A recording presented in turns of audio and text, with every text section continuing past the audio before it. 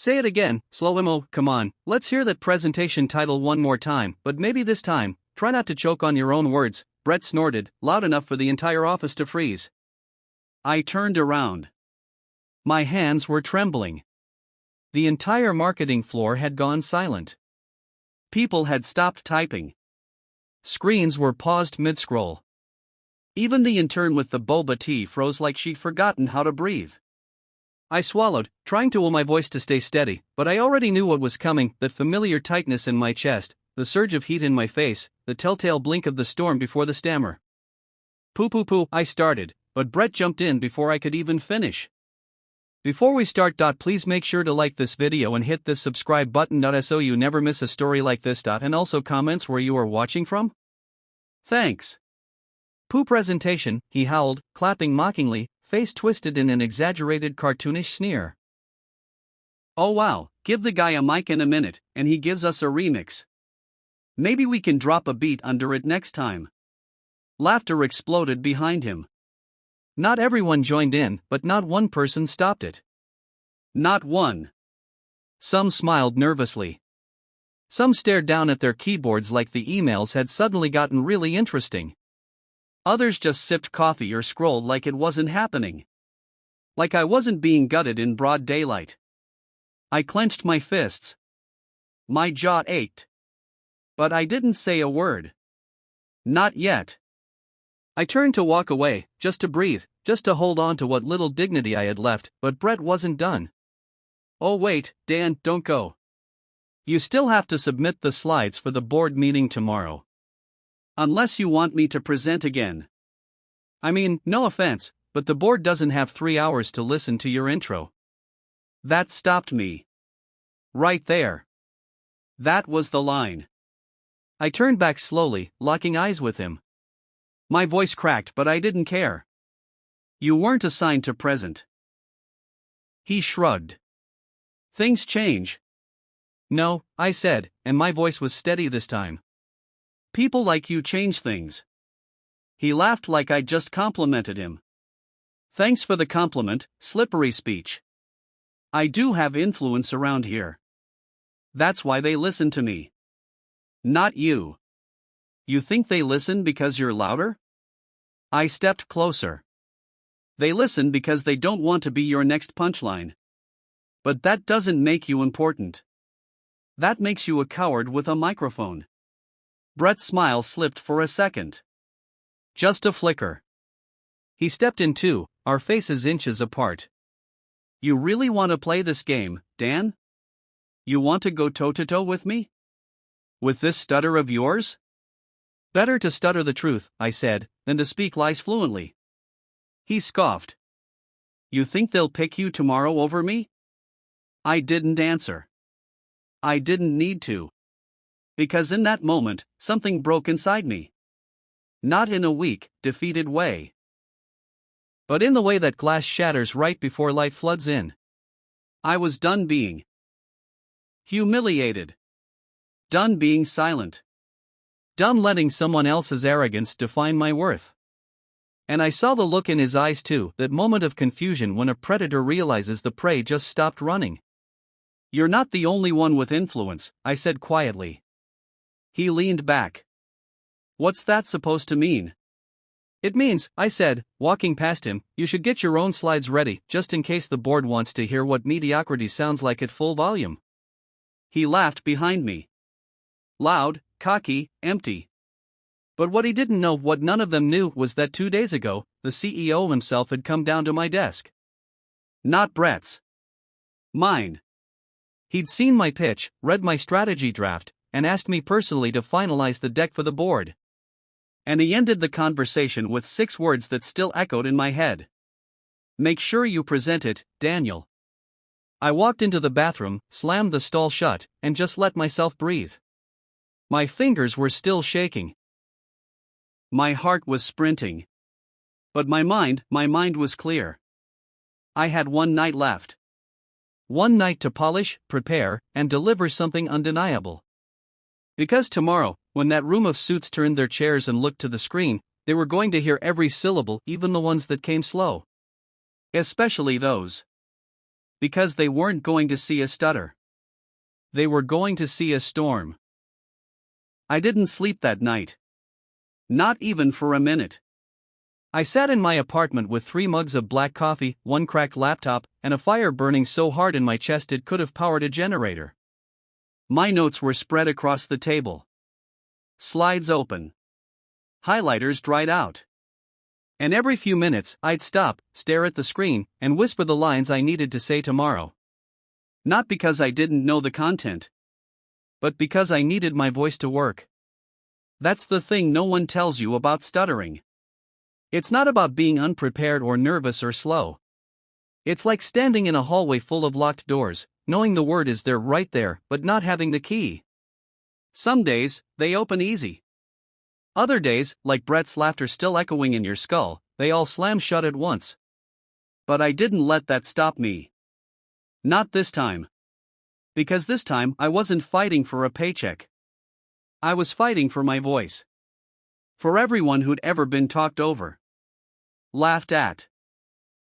Treated like a joke just because their voice didn't roll off the tongue like a slick ad pitch or a radio jingle. I rehearsed every line like it was war. And it was. By 6 a.m., I had memorized the entire pitch, slide by slide, stat by stat. I didn't memorize it to impress. I memorized it so that if my voice failed, my eyes would still carry me through.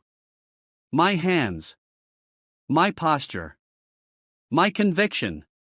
I wasn't walking in there as a victim. I was walking in as a strategist with numbers that could flip the entire quarter. At 8:30 a.m. sharp, I walked into the boardroom. It was ice cold, like always. Long glass table. 11 chairs. Leather. A screen on the wall already glowing with the company logo. The CEO sat at the head, sipping tea like it was just another Wednesday. CFO on the left. VP of product scrolling through his phone. A few new board members I didn't recognize, suits crisp, faces unreadable. And then Brett walked in. Late. He strutted in like he was the main attraction, wearing that smug half-smile that said I own this room. He gave me a sideways glance, leaned close, and whispered, "Hope your mouth doesn't lock up mid-slide." I didn't blink. Hope your ego can survive silence. He sat. I stood. And then the CEO nodded at me. Just once. Small. Quiet. Like he already knew what was coming. I stepped to the screen, clicked the remote, and took a breath. Not a deep breath. A steady one. Then I spoke. And the room listened. I didn't rush. I didn't apologize. I didn't let the pauses make me feel small. I owned them. Because those pauses? They were mine. Not glitches. Not cracks. They were power. I had something to say, and I wasn't going to rush just to make others comfortable. I explained how our lead pipeline had been bleeding conversions, how our landing pages had outdated messaging, how our mobile UX was costing us 5 figures a week. I laid out 3 phases of optimization for key KPIs, and 1 bold campaign idea that no one else in that room had dared suggest. And when I said the name of the new strategy, the same one Brett mocked me for stuttering on, I said it again. Slow. Deliberate. Clear. This is the PP Pivot Point campaign. And it will change everything. The board leaned in. The CFO actually nodded. And then, silence. Until the CEO clapped. Once. Then twice. Then the rest followed. Brett didn't smile. In fact, Brett didn't move. He just stared at me like he'd seen a ghost. And I realized. That's what scared people like him the most. Not losing their voice, but someone else finally using theirs. I walked out of that boardroom like I'd just stepped off a battlefield. Not a single stutter during the pitch. And even if there had been, it wouldn't have mattered. Because what I said landed. The numbers worked. The strategy was bulletproof. And most of all, for the first time in months, I didn't feel like a footnote in someone else's story. But the victory didn't taste sweet, not yet. Because I knew Brett. And Brett? He wasn't going to let this go quietly. By noon, I was back at my desk, checking emails. A few great job messages from the board. One short note from the CEO that simply said, "We need to talk next week. About your future here." I sat with that line in my inbox like it was gold. Because it was. And then Brett stormed in. He didn't knock. Didn't clear his throat. Just barged in like he was still king of the floor. Slammed his palm on the edge of my desk so hard my coffee spilled. "You think you're clever?" He snapped, eyes bloodshot with whatever poison pride pours into someone who's just been publicly outshined. "You seriously think you're getting promoted over me? After one clean pitch?" I looked up at him. Calm. Grounded. But inside, I was steel. "I didn't say anything," I replied. "But the board, they said a lot." That hit him. He flinched, just slightly, and that was enough to give me courage. "You humiliated me in front of everyone yesterday, Brett," I said, finally letting the heat in my chest rise to my voice. "You laughed at something I can't control. And then you sat there today, hoping I'd fall apart. But I didn't. Because you don't get to define my voice, I do." He leaned in, trying to claw back some authority. "You think a few buzzwords and a slideshow make you special? You'll always be the guy who pauses. Who chokes when it matters." I stood up. Slowly. I didn't choke. I breathed. There's a difference. He stared at me like he wanted to say something smart. Something cruel. But nothing came. Because that's the thing about people like Brett, their power isn't real. It's borrowed. And when you take back your dignity, they've got nothing. He laughed, fake, sharp, bitter. "Well, enjoy your little moment. Don't get too comfortable." And as he turned to walk away, I said it, soft but clear. "Comfort's never helped me grow. But pressure? It's why I shine." He stopped. Didn't turn. Then left. And I sat back down, heart pounding. Not because I was scared, but because I had finally said everything I had kept inside for years. I thought that would be the end of it. You'd think a man like Brett, publicly shown up in front of the board, outshined by someone he thought was beneath him, would take the loss quietly. But Brett didn't do quiet. 2 days later, a mistake showed up in the financial forecasts I'd submitted. Not the real ones, the doctored ones. The version that made it look like I had fudged the ROI numbers. Slight enough that it could be written off as incompetence.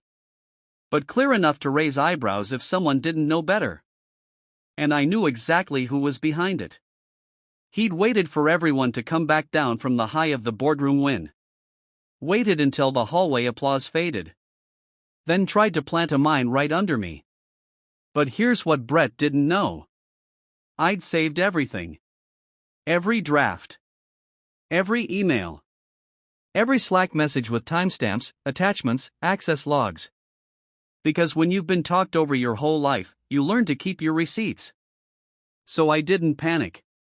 I just walked. No, marched to HR. I laid it all out, my original files, the date-stamped cloud backup, and then the altered version that had been passed around. I even showed them how the new version was edited from his login credentials. The HR manager blinked. Twice. "Are you saying he falsified your work to sabotage your reputation?" she asked. "No," I said, leaning in. "I'm proving it." She said nothing, just nodded slowly and stood. "Give me an hour." That hour felt like a decade. I sat at my desk, trying to focus, but my hands kept twitching over the keyboard. I wasn't afraid this time. I was furious. Not just because of the fake numbers, but because this man couldn't handle losing without trying to destroy. Then, like a thunderclap, I heard it. "Brat!" The HR manager's voice boomed from the glass hallway. Not a whisper. Not a closed-door summons. A call out. Everyone's head snapped up. Fingers froze on keyboards. The room went still. He stood from his desk like he'd been electrocuted. Tried to act confused. Innocent. But I saw the flash of fear in his eyes. That was the beginning of the end. They took him into the conference room, and this time, he was the one sweating through a presentation. But the only slideshow was his activity log. The only numbers were timestamps that didn't match the story he tried to tell. They suspended him that same day. But it wasn't just a slap on the wrist. Because word spreads fast in corporate corridors, especially when the golden boy gets caught with his hands in the sabotage jar. The board got wind. So did the CEO. By Monday morning, Brett's nameplate was gone. Cleared out. Just like that. And me? I didn't smile. I didn't cheer. I just went to work because the truth had done its job. I didn't need to scream. I'd already spoken loud enough. 3 weeks later, they called an all-hands meeting. Not a typical end-of-quarter check-in. This one came with a calendar invite titled simply, "Team Announcement, CEO Present." And when that popped up on everyone's screens, you could practically hear the speculation explode across the office. Is it about Brett? Maybe they're finally hiring someone new. Wait, what if they're restructuring the leadership team? I didn't say a word. I just clicked accept and showed up early. The room was packed. Chairs lined up in crooked rows, people standing along the walls, holding coffee cups like shields. The tension was thick, and not just because of Brett's very public exit. Because we all knew something was about to change. The CEO walked in calm, focused, that unreadable corporate face he wore in every meeting. But this time, there was something different. He wasn't just walking in. He was looking right at me. "Thank you all for coming," he began. "I won't waste your time. There's been a lot of transition lately, and with that comes opportunity.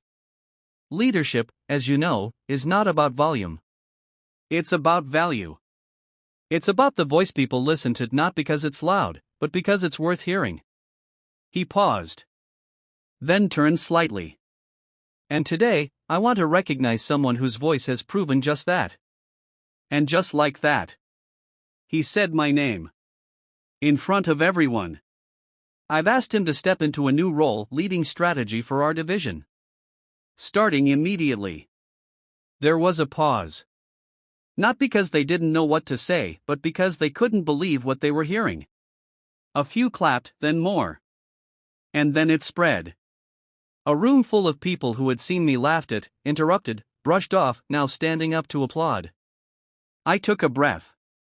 Walked to the front. And I spoke. Not fast. Not polished. Not perfect. But real. Most of you know I stutter. I've never hidden that. And for a long time, I let it be the reason I stayed in the background. I thought if I just worked hard, stayed quiet, and didn't make waves, eventually someone would notice. I looked around. And then one day, someone did. But not because I stayed quiet, because I finally spoke up. Not just in the boardroom, but when it mattered most. I stopped letting fear of being mocked decide my worth. I stopped thinking I had to talk like everyone else just to be heard. The room was still. I'm not here because I'm flawless. I'm here because I kept showing up even when I was talked over, underestimated, and laughed at. And if there's anything I hope this teaches us, it's that someone's voice doesn't have to be perfect to deserve respect. I paused, and this time, it wasn't because of my stutter. It was because I felt the moment land. Hard. I used to dread speaking in front of people. Now, I realize every pause I take is a choice, not a weakness. Every beat I hold is mine. And I've earned the right to take up space. The room stood. Not because they had to. Because something shifted. And as I stepped back from the mic, I realized. They didn't just see me as the guy with the stutter anymore. They saw me as the leader.